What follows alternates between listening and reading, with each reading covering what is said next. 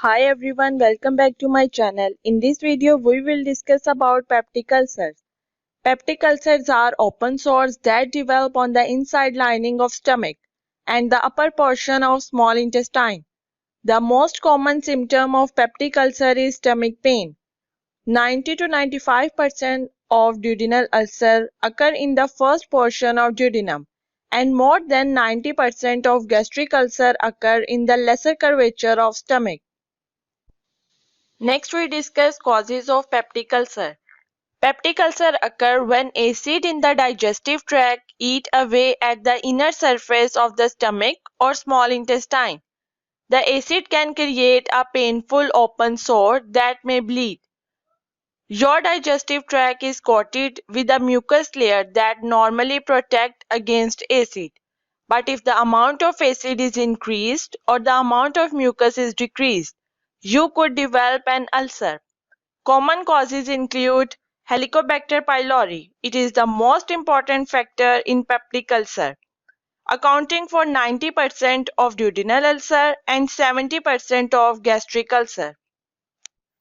Next, aspirin and other non-steroidal anti-inflammatory agents damage the gastric mucosal barrier and are important factors in 30% cases of gastric ulcer.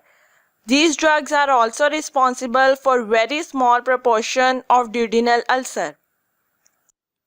Smoking may also cause peptic ulcer. It also decreases the rate of healing and increases the risk of recurrence. Tobacco exerts its effect by stimulating acid secretion and impairing mucosal defense by means of decreased blood flow and reduced prostaglandin synthesis. Before proceeding to the video, if you have not subscribed to my channel, please subscribe to it and press the bell icon. Peptic ulcer disease can include epigastric pain. Radiation of pain is localized and patient is able to point it with his one finger. This is called pointing sign. If pain is radiating to the back in interscapular region and not responding to antacid or other anti-ulcer drug, suggest posterior penetration of ulcer into the pancreas. Time of pain. Soon after eating, within 15 to 30 minutes in gastric ulcer, while 2 to 3 hours after eating in duodenal ulcer. That frequently awaken the patient at night. Relation with food. Patients with gastric ulcer are afraid to eat because it causes pain due to release of acid in response to food.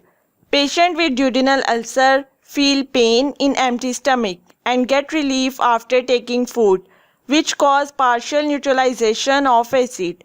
Then in response to food, there is increased acid secretion which cause pain after 2 to 3 hours. Aggravating factors include smoking, excessive intake of coffee and tea, alcohol. Relieving factors include antacid and milk and intake of food relief pain in duodenal ulcer.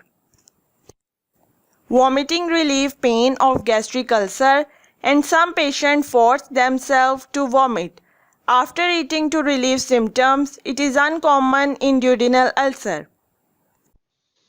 Complications of peptic ulcers include hemorrhage. It occurs in 15 to 25% of patients. It is self-limiting. Perforation. Free perforation into the peritoneal cavity occur in approximately 2 to 3% of patients. Penetration.